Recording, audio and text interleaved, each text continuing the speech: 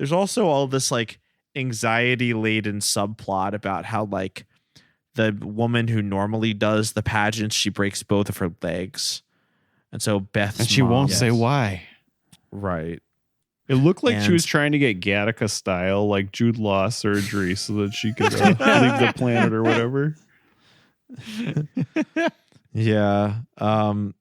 But Beth's mom, in order to prove herself to the other, like, slightly more upper class mothers, or at least like the mothers who sort of act like that.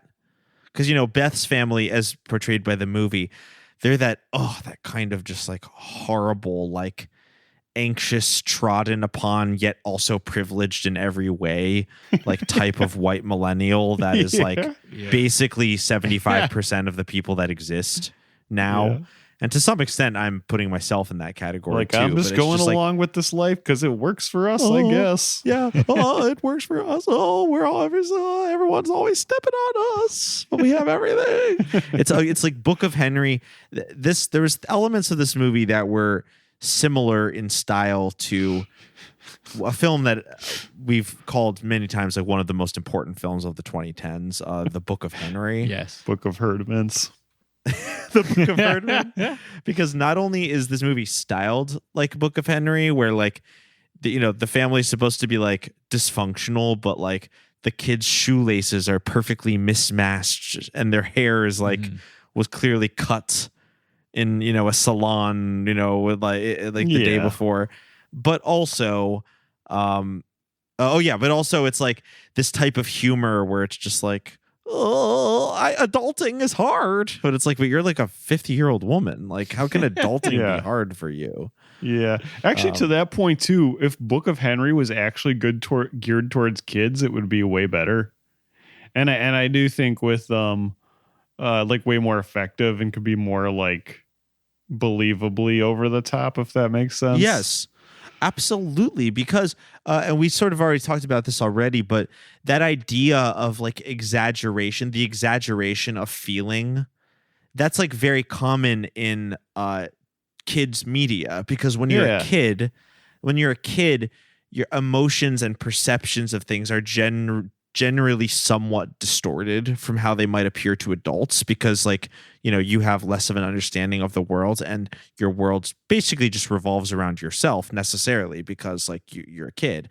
That's why I already brought him up, but like that's why Roald Dahl books are amazing, because he was the master of doing that. Like in Roald Dahl books, there would be an adult character who would basically be like the embodiment of evil. Like he was ugly, he was mean, he was this, he would ever, but it never felt like cruel or hateful. Like when you were reading it, you would just be like, oh yeah, this is how a child would see someone who they like didn't know and didn't understand. Yeah, or your least favorite teacher, or like a weird teacher you never had but you see in the hall sometimes or something. Yeah, you would find something like ominous or threatening about that person just because they were like unfamiliar to you. And that's the whimsy of being a child, that's like, but this movie did not have that, as Julian already pointed out. It didn't really like tell the story in that way, which made the script feel very jarring.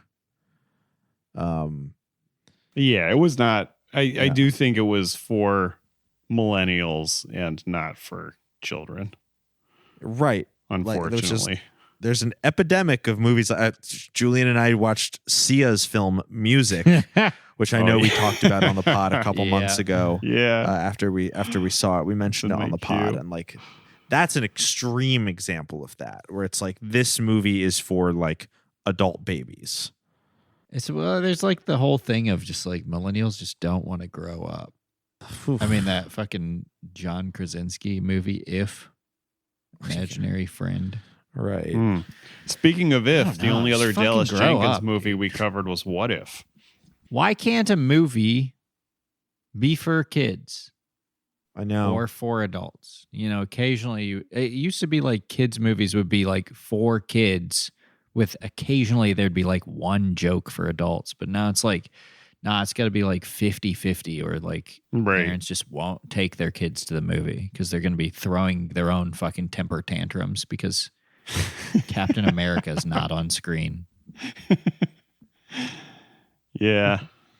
It's like this fear of ever. I mean, that's what this fucking movie was about, was like this weird, like, fear of anything. And this has just been all through time, but like this adult fear of any, like being exposed to anything you don't like that you're not, that doesn't make you like feel really happy when you see it, like at any given moment.